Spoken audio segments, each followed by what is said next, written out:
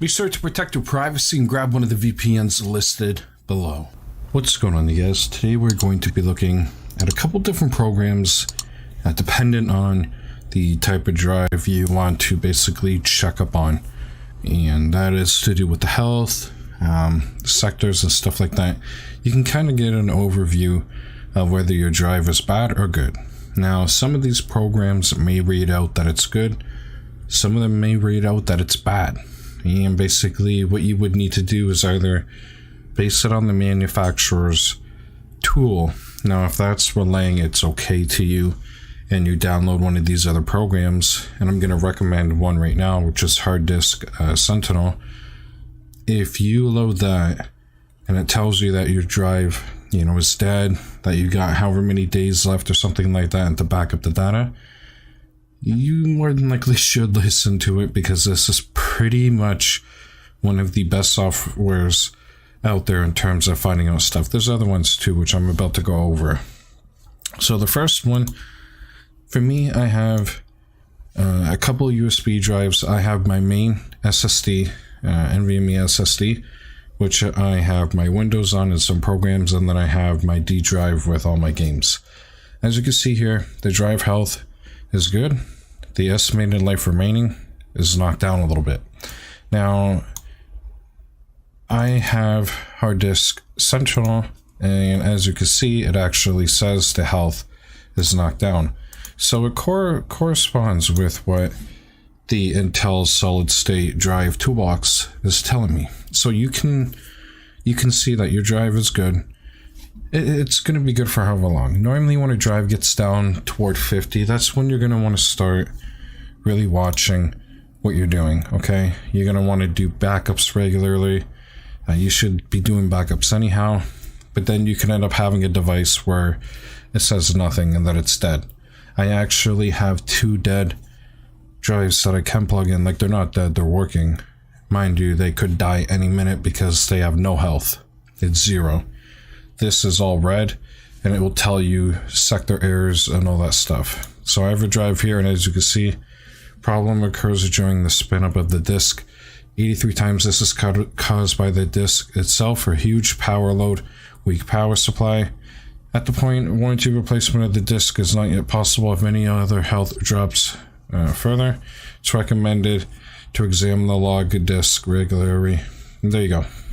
It's recommended to back up to prevent data loss. It kind of gives you days here, but that's what the program can kind of give you. A drive could last for another 5 years. Okay, so manufacturers for your devices, if they're showing it's normal and you have a feeling something's not, your drive is slow, using something like this would be a good thing to do. Okay, so as you can see, I got some drives hooked up for the video to show that there's not really an issue with these showing on here, however, but as I'm about to show you, some of these programs again like to misread. So there's another one called Crystal Disk Info. A lot of people actually like to use this. Now, here's the thing. As you can see here, this is drive N. Okay, it's a 500 gig drive, and it has some problems.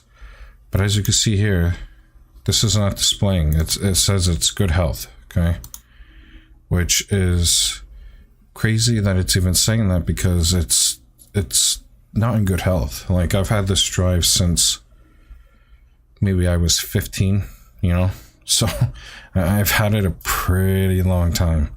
And as you can see, this is showing it's good. Now, this program I don't really like, because a lot of the times it will mislead you on the information. And again, some of these can read the stuff wrong, some of them can read it right, some of them can't pick it up, which is why they always tell you to using manufacturer's program. However, we have another program here.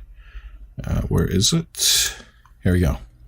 Okay, this is H2Tune. Now, this is a good program, but as you can see, health status failed.